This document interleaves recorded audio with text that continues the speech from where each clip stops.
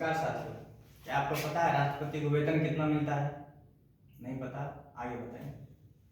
सबसे पहले कुछ हम जान लेते हैं। राष्ट्रपति के बारे में जानने से पहले हम भाग 5 को देखते हैं। भाग 5 में बताया गया है संघ की कार्यपालिका। संघ की कार्यपालिका का 5 अंग है। नंबर 1 राष्ट्रपति, नंबर 2 उपराष्ट्रपति, नंबर 3 प्रधानमंत्री, नंबर 4 मंत्रिमंडल, नंबर 5 महान्यायवादी। ये संघ की कार्यपालिका में आते हैं। ये 5 नंबर संघ की कार्यपालिका में आते हैं। और संघ की कार्यपालिका को जो है डेफिनेशन आर्टिकल में दिया गया है 52 से लेकर 78 तक में आपको बताया गया है संघ की कार्यपालिका के बारे में। संघ की कार्यपालिका के बारे में कौन सब आता है आपको बता दिया। राष्ट्रपति, उपराष्ट्रपति, प्रधानमंत्री, मंत्रिमंडल और महान्यायवादी। ठीक, आगे चलते हैं।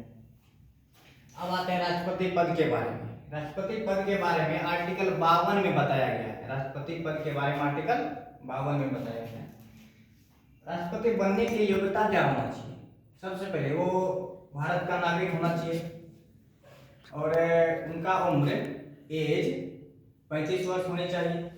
35 वर्ष पूरा हो गया होना चाहिए और वो किसी भी लाभ के पद पर ना हो, कहीं भी केंद्र सरकार में या राज्य सरकार में कहीं भी लाभ के पद पर ना हो, इतना क्वालिफिकेशन उसमें होना चाहिए। और लोकसभा या विधानसभा में मेंबर बनने लायक उसमें क्वालिफिकेशन होना चाहिए। बना हुआ नहीं होना चाहिए, उसमें योग्यता होना चाहिए। उस लायक लोकसभा के सदस्य बनने लायक उसमें योग्यता होना चाहिए, बना हुआ नहीं होना चाहिए। ठीक है। और राष्ट्रपति के बारे में, राष्ट्रपति राज्य का प्रमुख होता है। भारत का राज्य प्रमुख होता है राष्ट्रपति। और भारत का प्रथम नागरिक होता है राष्ट्रपति।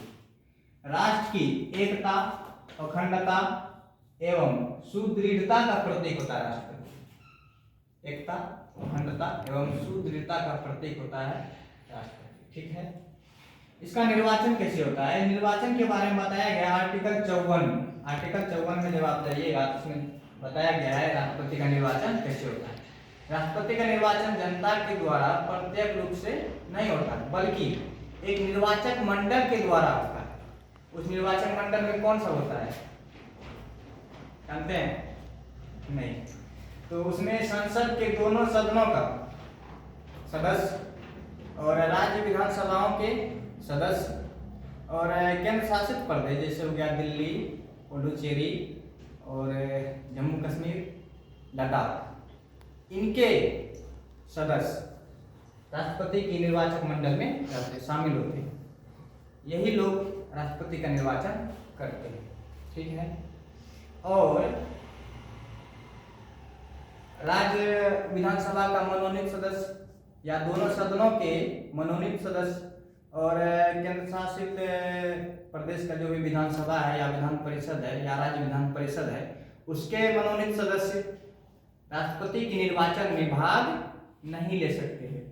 और जहां भी राज्य विधानसभा कोई भी राज्य का विधानसभा यदि भंग हो गया हो उसका भी सदस्य राष्ट्रपति के निर्वाचन में भाग नहीं ले सकते हैं। ठीक। राष्ट्रपति के निर्वाचन में भाग कौन लेगा? संसद के दोनों सदनों का सदस्य और राज्य विधानसभाओं के सदस्य, केंद्र शासित प्रदेश जैसे हो गया दिल्ली, पुडुचेरी, जम्मू कश्मीर और लद्दाख, इनके निर्वाचित सदस्य भाग लेते हैं। मनोनीत नहीं, इतना याद रखिएगा। ठीक है। और राष्ट्रपति का निर्वाचन कैसे होगा इसका आर्टिकल 55 में उल्लेख मिलता है। ठीक। योग्यता क्या होना चाहिए राष्ट्रपति के लिए? शुरू में आपको हम बता चुके हैं राष्ट्रपति निर्वाचन की जो योग्यता है आपको भारत का नागरिक होना चाहिए। ठीक है। और 35 वर्ष का उम्र उसका मतलब पूरा हो चुका होना चाहिए और किसी भी मतलब लोकसभा या राज्यसभा के सदस्य बनने लायक उसमें योग्यता होना चाहिए। ठीक है। और किसी भी लाभ के पद पर नहीं होना चाहिए। तो राष्ट्रपति की योग्यता के बारे में बताया गया आर्टिकल 58 में। नेक्स्ट, शपथ। राष्ट्रपति को शपथ कौन दिलाता है? पता है आप राष्ट्रपति को शपथ कौन दिलाता है? ओथ नहीं जानते। तो राष्ट्रपति को शपथ दिलाता है चीफ जस्टिस ऑफ इंडिया, मतलब सुप्रीम कोर्ट का जो मुख्य न्यायाधीश होता है, चीफ जस्टिस होता है, तो उसके द्वारा राष्ट्रपति को शपथ दिलाया जाता है। ठीक है। तो शपथ के बारे में संविधान के आर्टिकल 60 में बताया गया है राष्ट्रपति को शपथ कौन दिलाएगा, कैसे दिलाएगा, ठीक है। और इसका कार्यकाल, राष्ट्रपति का कार्यकाल होता है 5 साल।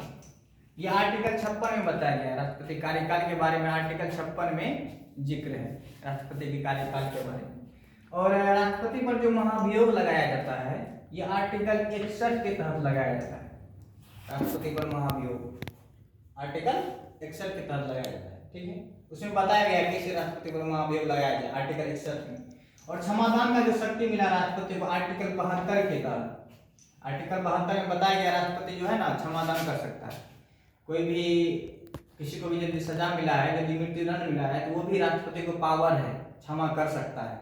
मृत्युदंड को भी राष्ट्रपति कम कर सकता है, क्षमा कर सकता है।